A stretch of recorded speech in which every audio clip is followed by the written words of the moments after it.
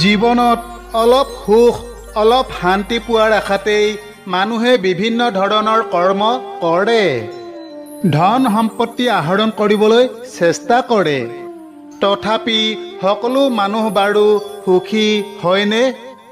ধন সম্পত্তিৰ পৰা বাৰু মানুহে সুখ পায়নে? স্কুলত আগতে পঢ়িছিলোঁ, সুখ সুখ বুলি মানুহ বলিয়া, নেদেখে সুখৰ মুখ, সুখ বিচাৰোঁতে পায় জীৱনত দুখৰ উপৰি দুখ। যদিহে প্ৰকৃততে এনেকুৱাই হ'বলৈ হয়, সুখ বিচাৰিবলৈ গৈ যদি দুখহে পোৱা যায়, তেন্তে মানুহে সুখ কেনেকৈ পাব? আজি আমি এগৰাকী ৰাজকুমাৰীৰ এটা সুন্দৰ কাহিনীৰ জৰিয়তে এই কথা ক'বলৈ লৈছোঁ যে মানুহে সুখ আচলতে কেনেকৈ পাব পাৰে। আহকচোন আজিৰ কাহিনী আৰম্ভ কৰোঁ।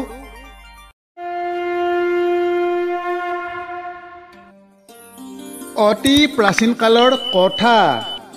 এখন সমৃদ্ধিশালী আৰু বিশাল ৰাজ্যত এগৰাকী সুন্দৰী ৰাজকুমাৰী বাস কৰিছিল। ৰাজকুমাৰীৰ জীৱনত সুখ সুবিধা পাব পৰা সকলো বস্তুৱেই আছিল, যিটো কোনোবাই কল্পনাও কৰিব নোৱাৰে। সুন্দৰ ৰাজপ্ৰাসাদ, অগাধ ধন সম্পত্তি, অনেক দাস দাসী। ৰাজকুমাৰীৰ এটা ইংগিততে তাই বিচৰা যিকোনো বস্তু হাতত পাইছিল। কিন্তু এই সকলোবোৰ থকাৰ পাছতো ৰাজকুমাৰীৰ মনত এক অদ্ভুত বিষাদে থিতাপি লৈছিল। ৰাজকুমাৰীৰ মুখত সদায় এটা গম্ভীৰ অভিব্যক্তি আছিল, যিয়ে তাইৰ সৌন্দৰ্যৰ জিলিকনি ম্লান কৰি তুলিছিল। প্ৰতিদিনে তাইৰ মনত এই প্ৰশ্ন উত্থাপন হৈছিল, মোৰ জীৱনৰ লক্ষ্য কি? মোৰ সেই সকলোবোৰ বস্তু আছে যিবোৰে মানুহক সুখ দিয়ে, দাস দাসী, ধন সম্পত্তি, বিলাসী আৰু আৰামদায়ক বস্তু। কিন্তু তথাপিও মোৰ মনটো কিয় দুখী? মোৰ জীৱনত কিয় আনন্দ নাই? ৰাজকুমাৰীয়ে ৰাজপ্ৰাসাদৰ প্ৰতিটো বিলাসিতা অনুভৱ কৰিছিল যদিও প্ৰকৃত সুখ তাইৰ পৰা বহু দূৰত আছিল। যেতিয়াই তাই নিজৰ ৰাজপ্ৰাসাদৰ দাপোনত নিজকে চাইছিল, তেতিয়াই তাই অনুভৱ কৰিছিল যে তাইৰ মুখত যেন কিবা এটা অপূৰ্ণতা আছে। সকলো থকাৰ পাছতো যেন তাই ভিতৰি ভিতৰি খালী হৈ আছে। ৰাজকুমাৰীয়ে বহু ৰাতি অস্থিৰতা আৰু অনিদ্ৰাৰে পাৰ কৰিছিল। কেতিয়াও শান্তিৰে টোপনি যাব পৰা নাছিল। এনেদৰে দিনবোৰ পাৰ কৰি কৰি এদিন যেতিয়া তাইৰ দুখ অসহনীয় হৈ পৰিল, তেতিয়া তাই নিজৰ জীৱনটো শেষ কৰাৰ সিদ্ধান্ত ল'লে। জীৱনৰ প্ৰতি তাইৰ মোহ নাইকিয়া হৈ পৰিল। এটা ওখ পাহাৰৰ শিখৰলৈ গৈ তাৰ পৰা জঁপিয়াই পৰি এই জীৱনৰ পৰা মুক্তি পাবলৈ তাইৰ মন গৈছিল। এদিন ৰাতিপুৱা পোহৰ হোৱাৰ আগতেই ৰাজকুমাৰীয়ে ঘোঁৰাত উঠি ৰাজপ্ৰাসাদৰ পৰা ওলাই আহিল। ৰাজকুমাৰীয়ে যিটো কৰিবলৈ আগবাঢ়িছে তাৰ বাবে তাইৰ মনত কোনো বেদনা বা অনুশোচনা নাছিল। পাহাৰৰ ফালে আগবাঢ়ি গৈ থাকোঁতে তাই ভাবিলে যে এইটোৱেই তাইৰ শেষ যাত্ৰা আৰু ইয়াৰ পাছত তাইৰ মনলৈ শান্তি আহিব। এনেদৰে পাহাৰীয়া বাটেৰে গৈ থাকোঁতে ৰাজকুমাৰীয়ে দেখিলে এজন বৃদ্ধই কেইটামান কুকুৰক খাদ্য খুৱাই আছে। সেই বৃদ্ধৰ মুখত এক অনন্য শান্তি আৰু সন্তুষ্টিৰ ভাৱ প্ৰকাশ পাইছিল, যেন তেওঁ পৃথিৱীৰ আটাইতকৈ সুখী মানুহ। এই দৃশ্য দেখি ৰাজকুমাৰী আচৰিত হ'ল আৰু তাইৰ মনটো কৌতূহলী হৈ পৰিল। ঘোঁৰাটো ৰখাই ৰাজকুমাৰীয়ে বৃদ্ধক সুধিলে, বাবা, মই অনুমান কৰিব পাৰিছোঁ যে আপোনাৰ কোনো বিশেষ ধন সম্পত্তি নাই, অথচ এনে লাগিছে যেন আপোনাৰ সমান সুখী আন কোনো নাই। কওকচোন বাবা, আপুনি বাৰু কেনেকৈ ইমান সুখী হৈ থাকিব পাৰিছে? ৰাজকুমাৰীৰ মাতত অলপ দ্বিধাবোধ আছিল, কিন্তু তাইৰ চকুত আছিল গভীৰ কৌতূহল। তাই জানিব বিচাৰিছিল এই ব্যক্তিজনে কেনেকৈ ইমান শান্তি পাব পাৰে। বৃদ্ধই হাঁহি এটা মাৰি শান্ত মাতেৰে ক'লে, ৰাজকুমাৰী, কিছু দিনৰ আগতে ময়ো মোৰ জীৱনটোক লৈ হতাশ হৈ পৰিছিলোঁ। এটা দুৰ্ঘটনাত মোৰ পত্নী আৰু সন্তানৰ মৃত্যু হ'ল। তেওঁলোকৰ মৃত্যু মোৰ বাবে আটাইতকৈ ডাঙৰ দুখ আছিল। সেই সময়ত মই জীয়াই থাকিব বিচৰা নাছিলোঁ আৰু মই মোৰ জীৱনটো শেষ কৰাৰ কথা ভাবিছিলোঁ। কথা কৈ থাকোঁতে বৃদ্ধৰ চকু দুটা সেমেকি গ'ল যদিও তেওঁৰ মুখৰ হাঁহিটো তেতিয়াও আছিল। তেওঁ পুনৰ ক'লে, এদিন যেতিয়া মই দুখমনে ৰাস্তাৰে গৈ আছিলোঁ, তেতিয়া এটা সৰু কুকুৰে মোৰ পিছে পিছে আহিবলৈ ধৰিলে। মই তাক আওকাণ কৰি থাকিলোঁ, কিন্তু সি মোৰ লগত ছাঁৰ দৰে আহি থাকিল, কোনো স্বাৰ্থপৰতা নোহোৱাকৈ।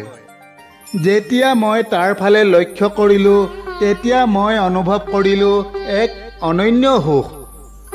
প্ৰথমবাৰৰ বাবে মোৰ দুখৰ মাজতো মই আন কাৰোবাৰ বাবে কিবা এটা কৰিছিলোঁ। তেতিয়াই বুজিলোঁ, মোৰ দুখতো যদি মই কাৰোবাক সহায় কৰিব পাৰোঁ, তেন্তে হয়তো এইটোৱেই মোৰ জীৱনৰ প্ৰকৃত উদ্দেশ্য। বৃদ্ধৰ কথাই ৰাজকুমাৰীৰ মনটো আলোড়িত কৰি তুলিলে। তাই ভাবিলে, আজিলৈকে মই কেতিয়াবা আন কাৰোবাৰ বাবে কিবা কৰিলোঁ জানো? মোৰ গোটেই জীৱনটো দেখোন কেৱল মোৰ ইচ্ছা পূৰণৰ বাবেই পাৰ হৈ গৈছে। সেয়েহে চাগে আজিলৈকে মই কোনো ধৰণৰ সুখৰ অনুভৱ লাভ কৰিব পৰা নাই। কিন্তু হয়তো প্ৰকৃত সন্তুষ্টি আনক সহায় কৰাতহে নিহিত হৈ আছে। বৃদ্ধ মানুহজনক প্ৰণাম কৰি ৰাজকুমাৰী পুনৰ ৰাজপ্ৰাসাদলৈ উভতি আহিল। সেই নিশা প্ৰথমবাৰৰ বাবে ৰাজকুমাৰীয়ে নিজৰ কোঠাৰ খিৰিকীৰে বাহিৰলৈ চালে। তাই দেখিলে যে জীৱনটো সকলোতে গতিশীল। প্ৰত্যেক মানুহে সংগ্ৰাম কৰি আছে। এনেদৰে চাই থাকোঁতে তাই উপলব্ধি কৰিলে যে তাইৰ দুখৰ কাৰণ হৈছে তাইৰ নিষ্ক্ৰিয়তা। পাছদিনা ৰাতিপুৱা ৰাজকুমাৰীয়ে দুখীয়াক সহায় কৰাৰ সিদ্ধান্ত ল'লে। ৰাজকুমাৰীয়ে নিজৰ ধনৰ এক বৃহৎ অংশ অভাৱীসকলৰ মাজত বিতৰণ কৰিলে। তাই দুখীয়া মানুহৰ বাবে খাদ্য আৰু চিকিৎসাৰ সুবিধা প্ৰদান কৰিলে।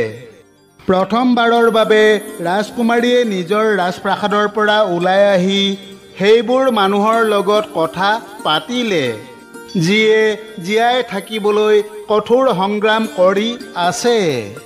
কিছুদিন পাছতে তাই ৰাজপ্ৰাসাদত আশ্ৰয় শিবিৰ এটাও সাজিলে, য'ত যিকোনো ব্যক্তিয়ে সহায় পাব পাৰে। ৰাজকুমাৰীয়ে লক্ষ্য কৰিলে যে যেতিয়া তাই আনক সহায় কৰে, তেতিয়া যেন তাইৰ মনৰ ভিতৰত এক নতুন শক্তি অনুভৱ হয়। এতিয়া তাই আগৰ তুলনাত বহুত বেছি সুখী হৈছিল আৰু মনটো পাতল লাগিছিল। এতিয়া ৰাজকুমাৰীৰ দুখ নাইকিয়া হৈ গ'ল। ৰাজকুমাৰীয়ে বুজিলে যে প্ৰকৃত সুখ নিজৰ বাবে আহৰণ কৰাত নহয়, আনক দিয়াতহে নিহিত হৈ থাকে। জীৱনৰ প্ৰকৃত অৰ্থ তেতিয়াহে বুজিব পাৰি যেতিয়া আমি নিজৰ দুখ কষ্টৰ মাজতো আন কাৰোবাৰ জীৱনলৈ সুখ আনি দিব পাৰোঁ। ৰাজকুমাৰীৰ এই কাহিনীৰ পৰা বুজিব পাৰি যে যিমানেই ধন সম্পত্তি নাথাকক কিয় তাৰ পৰা মানুহে প্ৰকৃত সুখ লাভ কৰিব নোৱাৰে। মানুহৰ জীৱনত ধন সম্পত্তিৰ প্ৰয়োজন অৱশ্যে আছে, কিন্তু সেই ধন সম্পত্তি যদি কেৱল নিজৰ চাহিদা পূৰণৰ বাবে ব্যৱহাৰ হয়, মানৱতাৰ নামত তাৰ কিঞ্চিত মাত্ৰও ব্যৱহাৰ নহয়, তেন্তে সেই ধন সম্পত্তিয়ে মানুহক প্ৰকৃত সুখ নিদিয়ে। সেই ব্যক্তিৰ গোটেই জীৱন কেৱল ধন সম্পত্তি চম্ভালি থাকোঁতেই পাৰ হৈ যায়। আনক সুখ দি যি সুখ পোৱা যায় সেই অনুভৱ কেৱল সেইজনেহে বুজি পায়, যিয়ে এবাৰলৈ হ'লেও তেনে কৰিবলৈ সক্ষম হৈছে। বান্ধৱসকল, আশা কৰোঁ আজিৰ কাহিনী আপোনালোকৰ নিশ্চয় ভাল লাগিল। আগলৈ অন্য এক নতুন কথাৰ সৈতে পুনৰ লগ পোৱা আশাৰে আজিলৈ সামৰিছোঁ। ধন্যবাদ। জয় শ্ৰীকৃষ্ণ।